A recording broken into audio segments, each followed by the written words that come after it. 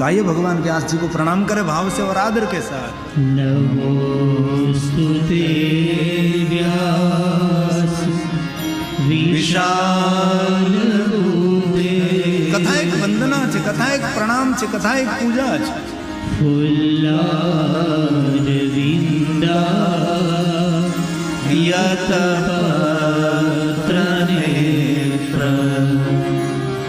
येन त्वया भारततेजपूर्णः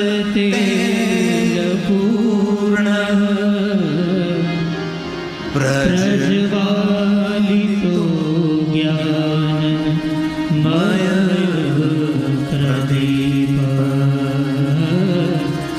प्रज्वालितो ज्ञानमय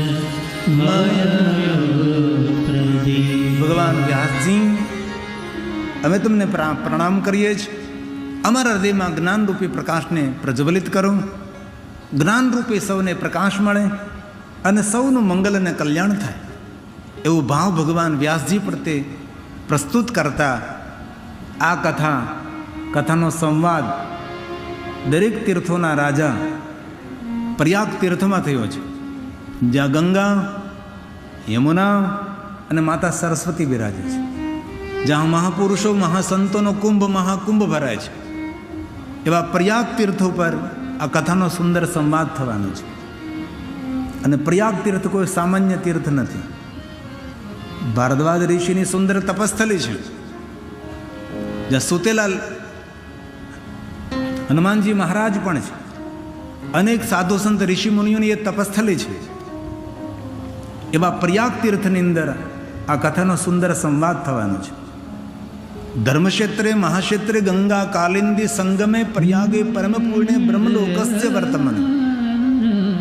બ્રહ્મલોકના માર્ગ સ્વરૂપ આ પ્રયાગ તીર્થ છે। આપણે બધા તીર્થોની યાત્રા કરીએ, પ્રયાગ તીર્થની જો યાત્રા ન કરીએ તો દરેક તીર્થોની યાત્રા અધૂરી કહેવાય। એટલે દરેક તીર્થોની યાત્રાને પરિપૂર્ણ કરવી હોય તો ક્યારેક જીવનમાં એકાદી વાર પ્રયાગ તીર્થ જવું। પણ મહાકુંભમાં આ વખતે વિશ્વની અંદર જેનું નામ થયું એટલા ભાવિક ભક્તો પ્રયાગ તીર્થમાં ગયા અને સુંદર સ્નાન કર્યું। તો આ એક શ્લોકમાં પ્રયાગ તીર્થને હું પ્રણામ કરું અને જલ્દી કથાના દ્વાર ખોલું। ધર્મક્ષેત્રે મહાક્ષેત્રે ગંગા કાલિંદી સંગમે પ્રયાગે પરમે પુણ્યે બ્રહ્મલોકસ્ય વર્તમાની બ્રહ્મલોકસ્ય વર્તમાની। બ્રહ્મલોકના માર્ગ સ્વરૂપ પ્રયાગ તીર્થમાં અસંખ્ય મોટી સંખ્યામાં ઋષિ મુનિઓએ દીર્ઘકાલ સુધી ચાલે એવું સુંદર યજ્ઞનું આયોજન કર્યું છે। યજ્ઞનારાયણનું દર્શન કરવા માટે પધારેલા ભગવાન મહર્ષિ વેદવ્યાસજીના કૃપાપાત્ર સૂત પુરાણજીનું આગમન થયું છે। આવ્યા હતા સૌ ઋષિઓને મળવા માટે, આવ્યા હતા યજ્ઞનું દર્શન કરવા માટે। પણ દરેક ઋષિઓ જાણતા હતા કે આ ભગવાન મહર્ષિ વેદવ્યાસજીના પરમ સદશિષ્ય છે, મહાદેવના પરમ ભક્ત છે અને શબ્દોના પૂજારી છે। દરેક કથાઓ સુંદર રીતે વર્ણવી શકે છે। તે દરેક મહાત્માઓએ નિર્ણય લઈ લીધો કે આપણે સૂત પુરાણજીને વિનંતી કરીએ કે આપણને ભગવાન મહાદેવની કથા સંભળાવે। અને સૂત પુરાણનું આગમન થતાં જ ખૂબ મોટું સ્વાગત કર્યું, એમનું ખૂબ મોટો આદર કર્યો। કોને જ્ઞાની પણ હતા, વિદ્વાન પણ હતા, તપસ્વી પણ હતા, વૈરાગી પણ હતા અને સંન્યાસી પણ હતા અને ભગવાન મહાદેવના પરમ ભક્ત હતા। સૌ તેનાથી સંપૂર્ણપણે પરિચિત હતા અને સૌ જાણતા હતા કે દરેક કથા કહેવામાં નિપુણ કોઈ જો વક્તા હોય તો સૂત પુરાણજી। તેથી આપણે સૌ તેમને વિનંતી કરીએ કે આપણે સૌને ભગવાન મહાદેવની કથા કહે। તેથી સુંદર મજાનું સ્વાગત કર્યું, સુંદર આસન ઉપર તેમને બિરાજમાન કર્યા અને દરેક મહાત્માઓએ વિનંતીપૂર્વક કહ્યું, જિજ્ઞાસાયુક્ત કહ્યું કે હે સૂત પુરાણજી, આપના શ્રીમુખી તમે સૌ ભગવાન મહાદેવની કથા સાંભળવા માટે ઉત્સુક છીએ. આપને ભગવાન મહાદેવની કથા સંભળાવો. ભગવાન મહાદેવની અનેક વાતો એવી છે કે હજી અમને સમજાણી નથી. સાંભળી તો છે પણ હજી પૂર્ણ અમે સમજ્યા નથી. તે સમજાવવાનો પ્રયાસ કરો. રસ ભરેલી વાતો પણ કરો અને રહસ્ય ભરેલી પણ વાતો કરો. બને અમને સમજાય નહીં પણ સમજવાનો પ્રયાસ અમે કરીશું. તેથી આપ સૌને વિનંતી પ્રાર્થના સાથે શિવકથા વિષય એ સરળ નથી, આ ગહન વિષય છે. રસમય તો છે જ પણ વધારે રહસ્યમય છે.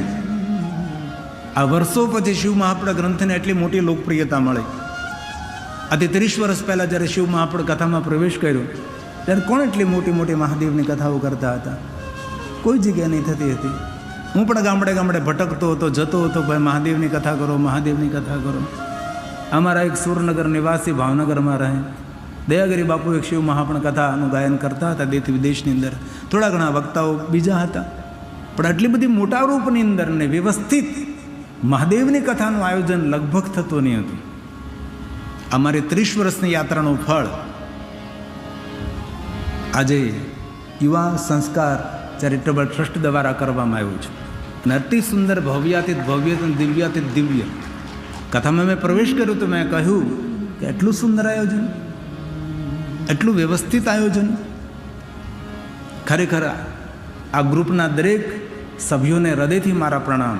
અંકિતભાઈ, ખૂબ હૃદયથી ધન્યવાદ કે આપે ખૂબ સુંદર આયોજન કર્યું, સુંદર વ્યવસ્થિત. પહેલો દિવસ હતો, જરૂર સ્વાભાવિક માન સન્માન આગતા સ્વાગતા બધું જ હોઈ શકે છે. તો આઈએ શિવ મહાપુરા કથા કા પ્રારંભ કરે. આપણે પહેલાં શિવ મહાપુરા ભગવાનને પ્રણામ કરશું. આપણે કારણ કે જે ગ્રંથની 9 દિવસ માટે વંદના કરવાની છે, જે ગ્રંથને 9 દિવસ માટે ગાવાનો છે, 9 દિવસ માટે સાંભળવાનો છે, તેને સમજવાનો પ્રયાસ કરવાનો છે, જીવનમાં વણવાનો પ્રયાસ પણ કરવાનો, જીવનમાં ઉતારવાનો પ્રયાસ કરવાનો છે. તો પહેલી વંદના આ ગ્રંથની કરીએ આપણે. ત્યાર પછી ભગવાન મહાદેવને પ્રણામ, આદ્યશક્તિ ભવાનીને પ્રણામ, ત્યાર પછી ગણેશજીની વંદના. અને શિવ મહાપુરા ગ્રંથના પ્રારંભમાં દરેક ગ્રંથોમાં વંદના તો પ્રકરણ. તમે પણ આજ કેટલી 2 કલાક વંદના કરી, તો આ ગ્રંથોમાં પણ પહેલે બહુ જ વંદના હોય. અને આમ રોજ આંખ ખુલે એટલે દરેક વિશ્વના દેવતાઓને પ્રણામ કરવા જોઈએ. ઓમ પૃથ્વીદેવ, સૂર્યદેવ, ચંદ્રદેવ, વાયુદેવ, જલદેવ, આકાશદેવ, સાગરદેવ, નવગ્રહ, સર્વ પર્વતો, સાગરો, સર્વ તીર્થો, સર્વ દિશાઓ, સર્વ બ્રહ્માંડો, સ્થાન દેવતા, કુલદેવતા, ગ્રામ દેવતા, પિતૃદેવતા, માતૃદેવતા, વિશ્વદેવતા, બ્રહ્માંડના દેવતાઓને પ્રણામ રોજ કરવા જોઈએ. અને ભૂલ્યા વગર માતા પિતાને રોજ પ્રણામ કરવા જોઈએ. મેં કાશી વિશ્વનાથની કથામાં કહ્યું હતું, મહાદેવની સેવા કરવાથી વિશ્વના દરેક દેવી દેવતાઓને સેવા કરવાનું ફળ મળે. જે માણસ વિશ્વનાથ મહાદેવની સેવા કરે છે એને દુનિયાના વિશ્વના દરેક દેવી દેવતાઓની સેવા કરવાનું ફળ મળે. પણ મહાદેવની સેવા કરવાનું ફળ જેને જોતું હોય તેને માતા પિતાની સેવા કરવી. મા બાપની સેવા કરે છે અને વિશ્વના દરેક દેવી દેવતાઓની સેવા કે મહાદેવની સ્વયંની સેવા કરવાનું ફળ મળે છે. અને પહેલું કર્તવ્ય છે, પહેલો ધર્મ છે. અને આ કથાનું આયોજન તેટલા માટે કર્યું છે કે વડીલોને સાથ મળે, સહયોગ મળે, સથવારો મળે. એના માટે યુવા મંડળે ભેગા થઈ અને ભગવાન મહાદેવની કથાનું આયોજન કર્યું છે. તો વધારે સમય નહીં લેતા એક શ્લોકમાં શિવ મહાપુરા ભગવાનને પ્રણામ કરીએ આપણે. અને પછી લાંબો સમય નહીં લઉં, જલ્દી 6 વાગે આપણે આરતી કરી લઈશું. અને કાલે સમયસર 3 વાગે આપણે આટલી સુંદર મહાદેવની કથાનો પ્રારંભ કરશું. એક એક ચરિત્ર, એક એક વાત તમારા હૃદય સુધી પહોંચાડવાનો પ્રયાસ કરીશું. અને જાજે ભાગે આપ સૌ કથાથી પરિચિત છો એટલે વિશેષ તો મારે તમને કંઈ કહેવાનું હોય તો જ. પહેલે દિવસે એટલી મોટી સંખ્યામાં આપ સૌની ઉપસ્થિતિ હોય અને ખૂબ મોટી સંખ્યામાં ઉપસ્થિત રહ્યા છો. તો પહેલો વિવેક થોડોક વીઆઈપી ને વીવીઆઈપી હોય એટલે એ બધું ખાલી રહે. અને મારા માટે વીઆઈપી વીવીઆઈપી મારો શ્રોતા જે કથા સાંભળે છે મારા માટે અતિ વીવીઆઈપી, એનાથી મોટો કોઈ વીઆઈપી નહીં. એટલે મોટી સંખ્યામાં તમે આવ્યા છો, ભલે પાછળ બેઠા છો પણ અમારા હૃદયમાં તમારું આગળ સ્થાન છે. એટલે આપ સૌ श्रोताओं हृदय मारा प्रणाम साथ आइए भाव से आदर के साथ शिव में अपने भगवान को प्रणाम करें. વંદે શિવ પુરાણમ. આપણે સૌ ભેગા મળીને ભગવાન મહાદેવના વાંગમે સ્વરૂપ શિવપુરાણને પગે લાગીએ છીએ. આપણા ઘરમાં જો શિવ મહાપણા ગ્રંથો હોય તો રોજ તેને પગે લાગો, એમને પ્રણામ કરો. આગે શિવકથા યસ્ય શ્રવણ માત્રને પાપયાનપી મુક્તિ ભગ. ધન્ય શિવ મહાપ્રસ કથા પરમ પાવની. આ જગતને પાવન કરનારી ભગવાનની કથા છે. મનુષ્ય માત્રનું કલ્યાણ કરનારી ભગવાનની કથા છે. અને શિવ મહાપણા ગ્રંથમાં કહ્યું, જે માણસ જીવનમાં એકવાર મહાદેવની કથાનું શ્રવણ કરે છે તે મનુષ્ય પ્રણમ્ય છે, એ વંદન કરવાને યોગ્ય છે. પરમધામ પરમ પદમ, એ પરમધામનો અધિકારી બને છે. તેથી 9 દિવસમાં સંપૂર્ણ પૂર્ણ શિવ મહાપુરાણ કથાનું ગાયન કરવું એ સંભવ નથી. પરંતુ કથા સારમ પુરાણાનામ વિશેષતઃ, કથાનો સાર કહેવાનો પ્રયાસ કરીશ. પુરાણમાં કહ્યું છે, વિશેષ કરીને પુરાણમાં કહ્યું એ જ કહેવાનો પ્રયાસ કરીશ. ધન્ય ધન્ય કથા શંભો, ભગવાનની કથા ધન્ય છે. સ્તવમ ધન્યો, કથા કહેનાર પણ ધન્ય છે અને કથા સાંભળનાર પણ ધન્ય છે. શ્રવણ માત્રને શિવલોકમ વ્રજે નર, કથાના શબ્દો કાનમાં પડવા માત્રથી ભગવાન મહાદેવના લોકનો અધિકારી મનુષ્ય બને છે. એટલો ઉજ્જવળ મહિમા ભગવાન મહાદેવની કથાનો છે. પછી તો એટલું મહાત્મા ગાયું છે, અશ્વમેઘ સહસ્ત્રાણી વાજપે શતાની છે. મોટા મોટા યજ્ઞો કરવાનું જે ફળ મળે છે એ ફળ ભગવાન મહાદેવની કથાનું શ્રવણ કરવા માત્રથી પ્રાપ્ત થાય. દુનિયાના બધા જ તીર્થોની યાત્રા કરવાનું જે ફળ મળે એ મહાદેવની કથા સાંભળવા માત્રથી પ્રાપ્ત થાય. દુનિયાના મોટા મોટા દાનો કરવાથી જે પુણ્ય મળે એ પુણ્ય બધું જ કથા સાંભળવાથી પ્રાપ્ત થાય. અનંત પુણ્યની પ્રાપ્તિ થાય. તેથી માણસે વ્યસ્ત જીવનમાંથી થોડો સમય કાઢી ભગવાનની કથાનું શ્રવણ કરવું જોઈએ. અને કથાનું શ્રવણ કરતાં એક જ ભાવ પ્રગટ કરવો જોઈએ, શિવ પ્રાપ્તિર ભવેત. કોઈ જગ્યાએ શિવ મહાપુરાણ ગ્રંથમાં એવું નથી કહ્યું કે મને ધન પ્રાપ્તિ ભવેત, પ્રતિષ્ઠા પ્રાપ્તિ ભવેત. નહીં, શિવ પ્રાપ્તિર ભવેત. બસ મને ભગવાન મહાદેવ કઈ રીતે મળે, ભગવાન શિવ સુધી હું કઈ રીતે પહોંચું, આ જીવ શિવ સાથે કઈ રીતે જોડાય, જીવના લક્ષણો શિવના લક્ષણો શું છે, એ બધું જ જાણવું હોય તો શ્રવણ પ્રીતિ હિ લાલચા. ભગવાન મહાદેવની કથા સાંભળવામાં આપણો પ્રેમ હોવો જોઈએ. કથા સાંભળવાને આપણા લાલચા હોવી જોઈએ. માણસોને લાલચા જુદી જુદી હોય. કોઈને પ્રતિષ્ઠાને લાલચા હોય, કોઈને ધન સંપત્તિને લાલચા હોય, કોઈને પરિવારને લાલચો વ્યક્તિ હોય છે. પણ જીવનને શ્રેષ્ઠ બનાવવું હોય તો સૂત પુરાણ જે કહે છે, શ્રવણ પ્રીતિ હિ લાલચા. ભગવાન મહાદેવની કથા સાંભળવામાં જ પ્રીતિ રાખવી. કથા સાંભળનારો પણ જાગૃત હોવો જોઈએ ને કથા કહેનાર સર્વ સિદ્ધાંત નિષ્પન્નમ, સિદ્ધાંત સાથે આધાર સાથે ભગવાન મહાદેવની કથાને વ્યક્ત કરવી જોઈએ. તો એ કથા મનુષ્ય માત્રનું મંગલ કરનારી, કલ્યાણ કરનારી, તત્પુણ્યમ લભતે શંભુ કથા શ્રવણ માત્રતઃ, મોટા મોટા પુણ્યોને આપનારી આ ભગવાન મહાદેવની કથા છે. અંતે તો ભગવાને એમ કહ્યું કે ફલમ વક્તો ન શકનોમી.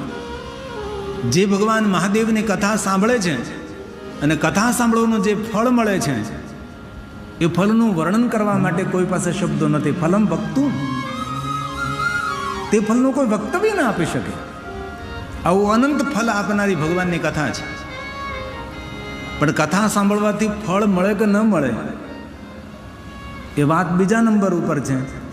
પણ જે હૃદયથી, આદરથી, ભાવથી ને ભક્તિથી જે કથાનું શ્રવણ કરે છે અને કથા સાંભળવાનું ફળ મળે જ, પણ તેનું જીવન નિષ્ફળ ન જાય, એ પાકે વાત છે. જો કથાની એક એક વાતને જીવનમાં ઉતારે, સમજે, સ્વીકારે. કથા એક આધ્યાત્મિક મોટિવેશન પણ છે. પરમાત્મા તરફ જાગૃત કરવા માટેનો સંપૂર્ણ પ્રયાસ એ ભગવાનની કથા હોય.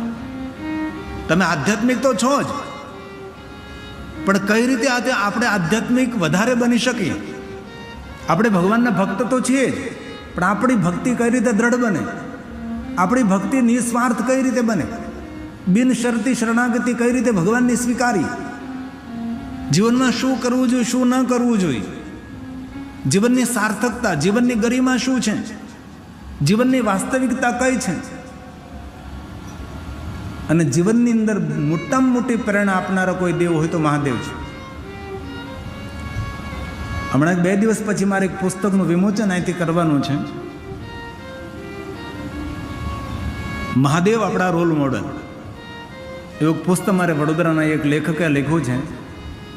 પ્રેરણા કોઈ પાસે લેવી હોય તો ભગવાન મહાદેવ પાસે. સર્વગુણ સંપન્ન દેવ છે. દૂર દૂર તમે જુઓ તો પણ ભગવાન શિવમાં એક પણ દુર્ગુણ આપણને જોવા ન મળે.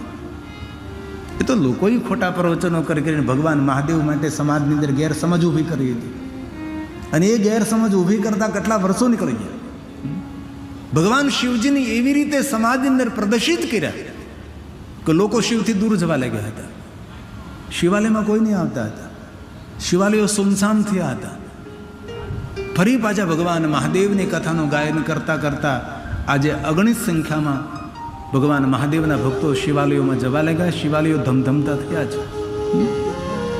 આ કથાનું જે કોઈ શ્રવણ કરે છે એમના પરિવારનું સર્વ રીતે મંગલ થશે એવું શિવ મહાપડા ગ્રંથ આપણને કહે છે. તો આઈએ એક શ્લોકમાં શિવ મહાપડા ભગવાનને પગે લાગી અને આજની કથાને આપણે વિરામ આપશું. વંદે શિવ પુરાણમ સર્વદા પ્રસન્ન બુદ્ધિથી પ્રણામ કરું છું. પ્રણામ કરવા ખાતર પ્રણામ નથી કરતા. અને પ્રસન્ન રહેવું એ બુદ્ધિનો વિષય છે. ખોટું માણસ દાંત કાઢી શકે છે પણ ખોટી રીતે પ્રસન્ન રહી શકે. તેની નારાજગી તેના ચહેરા ઉપર દેખાય આવે. પ્રસન્નતા આપોઆપ દેખાય આવે છે. તેથી પ્રસન્ન બુદ્ધિથી પ્રણામ કરું છું, પ્રસન્નતાપૂર્વક વંદન કરું છું. આપના વાંગમય સ્વરૂપને પ્રણામ કરવા ખાતર પ્રણામ નથી કરતો. પ્રસન્ન બુદ્ધિથી, પ્રસન્નતાપૂર્વક સંસારની બધી જ આદિ વ્યાધિ ઉપાધિઓને એક બાજુ છોડીને સંપૂર્ણ તમને સમર્પિત થઈ અને એ મહાદેવજી આપના વાંગમય સ્વરૂપ શિવ મહાપ્રભુ ભગવાનને પગે લાગુ છું. અને સદૈવ પ્રસન્ન રહેવું એ પરમાત્માની શ્રેષ્ઠ ઉપાસના છે. પણ ભાગ્યે જ કોઈ કરોડોમાંથી નહીં, અગણિત માણસોમાંથી ભાગ્યે જ કોઈ માણસ એવો હોય કે સદૈવ પ્રસન્ન રહી શકે. તેથી મહાદેવની શ્રેષ્ઠ કોઈ ઉપાસના હોય તો પ્રસન્નતા છે. અને શિવજી હંમેશા પ્રસન્ન રહે છે. શિવજીના જીવનમાં એક પણ કથા એવી નથી કે ભગવાન શિવજી કોઈ જગ્યાએ નારાજ થયા. ભલે વક્તાઓ કહેતા શિવજી નારાજ થયા, મહાદેવ કોઈ દે નારાજ થાય જ નહીં. શિવજી હંમેશા પ્રસન્ન હોય છે અને શાંત સ્વરૂપ હોય છે. ભગવાન મહાદેવના ચરિત્રમાં કોઈ જગ્યાએ અશાંતિ નથી. ભગવાન મહાદેવના ચરિત્રમાં કોઈ જગ્યાએ ઉછળકૂદ નથી. મહાદેવના ચરિત્રમાં કોઈ જગ્યાએ મહાદેવનો ઉપદ્રવ નથી. જેની ભ્રુકુટી માત્રથી જગતનું સર્જન કરનારો દેવ, વિશ્વનું સંચાલન સર્જન કરનારો, રક્ષા કરનારો દેવ, પણ કેટલી નમ્રતા, કેટલી વિનમ્રતા, કેટલો શાંત દેવ, ધ્યાનસ્થ રહેનારો દેવ, અને કેટલી ઉદારતા. વિશ્વના કોઈ દેવમાં જે ઉદારતા ન હોય ઉદારતા ભગવાન મહાદેવમાં છે. ભગવાન શિવમાં જે ગુણો છે ને એવા ગુણો કોઈ દુનિયાના માણસોમાં તો ન જ હોઈ શકે, પણ કોઈ દેવતાઓમાં પણ નથી. ક્યારેક વિચાર કરવો જોઈએ કે દેવોનો દેવ મહાદેવ કેમ? નથી ધન, નથી સંપત્તિ, નથી વૈભવ, નથી પિતાંબર, શ્વેતાંબર, લીલાંબર, સોના ચાંદી હીરા મોતીનો કોઈ પણ આભૂષણો નથી પહેર્યા, તો પણ શિવ કેમ શ્રેષ્ઠ? શિવ સંપત્તિથી શ્રેષ્ઠ નથી, શિવ તેના સદગુણોથી શ્રેષ્ઠ છે. આપણી ઓળખાણ આપણી સંપત્તિથી નહીં, આપણી ઓળખાણ આપણા સદગુણોથી થવી જોઈએ. એ ભગવાન શિવ છે. એવા સદૈવ પ્રસન્ન રહેનારા મહાદેવ અને પ્રસન્ન બુદ્ધિથી આપના વાંગમય સ્વરૂપ શિવ મહાપ્રભુ ભગવાનને પ્રણામ કરું છું. જ્યાં બેઠા ત્યાંથી, જ્યાં ઊભા ત્યાંથી. અને શિવ મહાપ્રભુ ગ્રંથનું વચન છે, નમસ્કુર્યા દૂરતઃ સર્વદેવાર્ચનમ ફલમ છે. દૂરથી પણ કોઈ શિવ મહાપ્રભુ ભગવાનને પગે લાગે છે એને વિશ્વના દરેક દેવી દેવતાઓનું પૂજન અને અર્ચન કરવાનું ફળ મળે. દૂરથી, અહીંયા સ્પર્શ કરવાની જરૂરી નથી, નજદીક આવવાની જરૂર નથી. નમસ્કુર્યા દૂરતઃ, તમે જ્યાં બેઠા છો, જ્યાં તમારી ઉપસ્થિતિ છે ત્યાંથી શિવ મહાપ્રભુ ભગવાનને પ્રણામ કરો. સર્વદેવાર્ચનમ ફલમ છે. વિશ્વના દરેક દેવી દેવતાઓને પૂજા અર્ચન કરવાનું ફલ આ શિવ મહાત્મા ભગવાનને પ્રણામ કરવા માત્ર તે પ્રાપ્ત થાય છે. અને જો કોઈ ભક્તિ સાથે શિવ મહાપણા ગ્રંથનું અર્ચન કરે છે, દિને દિને અશ્વમેધસ્ય, તેને રોજ અશ્વમેધ યજ્ઞ કરવાનું પુણ્ય પ્રાપ્ત થાય. અને આપણા ઘરમાં જો શિવ મહાપણા ગ્રંથ હોય તો શ્લોકમ શ્લોકાર્ધ સપાપાન મુચ્યતે ક્ષણાર્થ, આધા શ્લોકોનો પણ શિવ મહાપણા ગ્રંથનો પાઠ કરો. જ્યારે કોઈ ધર્મગ્રંથનું પારણ કરીએ ને આપણે, ત્યારે વિશ્વના દરેક ઋષિમુનિઓ અને વિશ્વના દરેક દેવતાઓના ખૂબ આશીર્વાદ મળે છે. ઘરમાં કોઈ ધર્મગ્રંથનું પારણ કરવું તેને ઋષિ યજ્ઞ પણ કહેવાય છે. અનેક પ્રકારના યજ્ઞોમાં એક યજ્ઞ છે ઋષિ યજ્ઞ. કોઈ પણ ધર્મગ્રંથનું રોજ પારણ કરો. એવું નથી કહેતો શિવ મહાપણા ગ્રંથનું જ, આપનો જે પ્રિય ધર્મગ્રંથ હોય તેનું રોજ પારાયણ, થોડુંક પારણ તો થવું જ જોઈએ, બડે વધારે નહીં. 1-2 શ્લોક 5 શ્લોક એમ ન થાય તો શ્લોકમ શ્લોકાર્થ અડધા શ્લોકનો પણ પાઠ કરો. અને જે કોઈ મનુષ્ય એકવાર શિવ મહાપણા ગ્રંથનું પારણ કરે સ જીવન મુક્ત ઉચ્ચતે, એ મનુષ્ય જીવિત હોય તો પણ તેને મુક્ત સમજવો. મુક્તિ માટે કોઈ સાધના ઉપાસના અનુષ્ઠાન એમથી થઈ શકે ન થઈ શકે કોઈ સવાલ નથી. એક જ વાર શિવ મહાપણા ગ્રંથનું પારણ કરે, પ્રથમ પંક્તિથી લઈ અંતિમ પંક્તિ સુધી સજીવન મુક્ત ઉચ્ચતે, એના માટે કોઈ બંધન નથી. એ મુક્ત જીવાત્મા છે. અને આગળ તો એમ કહ્યું અહર્નિશમ, દિવસ અને રાત્રિ જે શિવ મહાપણા ગ્રંથોનું પારણ કરે છે, દિવસ અને રાત્રિ જે શિવ મહાપણાનું ગીત ગાય છે, દેવા ઇન્દ્ર પુરોગમા, દેવ સમૂહ સાથે ઇન્દ્ર ઉપસ્થિત રહે એમની સેવામાં. પણ કોના માટે? જે દિવસ અને રાત્રે શિવ મહાપણા ગ્રંથનું ગાયન કરે છે. ઇન્દ્ર એકલા નહીં, દેવ સમૂહ સાથે ઇન્દ્ર ઉપસ્થિત રહે કે મને સેવા કરવાનો અવસર મળે. એ આ ગ્રંથનો મહિમા છે. અને 9 દિવસ માટે આપણે ભેગા મળીને ભગવાન મહાદેવના ગ્રંથને સંપૂર્ણપણે સમજવાનો પ્રયાસ કરશું. સમજી તો નહીં શકીએ, પણ પ્રયાસ જરૂરી છે આપણો. તો આજે તો ખાલી શિવ મહાપણા ભગવાનને પગે લાગીએ છીએ, આપણે ખાલી વંદન કરીએ છીએ ભાવથી અને આદરથી અને પ્રસન્ન બુદ્ધિથી. જ્યાં બેઠા ત્યાંથી આ ગ્રંથ આપણા સૌ પર કૃપા કરે. કારણ કે ભગવાનનું વાંગમય સ્વરૂપ છે, ભગવાનનું શબ્દમય સ્વરૂપ છે. ક્યારેક પ્રશ્ન થવો જોઈએ કે આ ગ્રંથને માથા પર શા માટે ધારણ કરીએ છીએ? આપણું સર મસ્તક છે. આપણે પોથયાત્રા જ્યારે ભગવાનની નીકળી હતી ત્યારે સૌએ પોતાના મસ્તક ઉપર આ ગ્રંથને ધારણ કર્યો હતો. એનો અર્થ એ થાય આ ગ્રંથોમાં જે કાંઈ કહ્યું છે એ બધા જ વિચારો અમે અમારા મસ્તકમાં ધારણ કરશું, ધારણ કરવાનો પ્રયાસ કરશું. એટલા માટે આપણે માથા ઉપર લઈને આ ગ્રંથને ફરીએ છીએ. શિવ મહાપણા ગ્રંથમાં એ પણ કહ્યું છે કે જેના મસ્તક ઉપર શિવ મહાપણા ગ્રંથ બિરાજતો હોય એ મનુષ્યનું દર્શન કરવા માત્રથી સર્વ તીર્થયાત્રાનું ફળ પ્રાપ્ત થાય. તેથી જેમના ઘરેથી પોતે જ ભગવાનની યાત્રાનો પ્રારંભ થયો, જેમને પોતાના મસ્તક ઉપર ભગવાન શિવ મહાપણા ગ્રંથને ધારણ કર્યા, આ બધાનો મહિમા છે, આ બધાનું મહાત્મય છે. અને આપણા ઘરમાં જો ધર્મગ્રંથ હોય તો ક્યારેક ધર્મગ્રંથ લઈ અને મસ્તક ઉપર ધારણ કરો, માનસિક શાંતિની અનુભૂતિ થશે. આ ગ્રંથ એક મંત્ર છે, આ ગ્રંથ એક યંત્ર છે. આપણા જીવનમાં ઘણું બધું આપનારા ધર્મગ્રંથો છે. રોજ ધર્મગ્રંથોનો પાઠ કરવો જોઈએ, પારણ કરવું જોઈએ, થોડું વાંચન કરવું જોઈએ, સારા પુસ્તકોનો સંગ કરવો જોઈએ, સારા માણસોના સંગમાં રહેવું જોઈએ. પ્રસન્ન બુદ્ધિથી ભગવાન આપના વાંગમય સ્વરૂપ શિવ મહાપ્રભુ ભગવાનને હું પ્રણામ કરું છું, ખાલી વંદના કરું છું. વંદે શિવ પુરાણમ સર્વદા પ્રસન્નતિ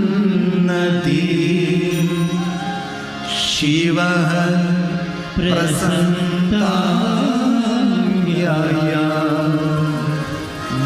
દદ્યાસ્વ પદયો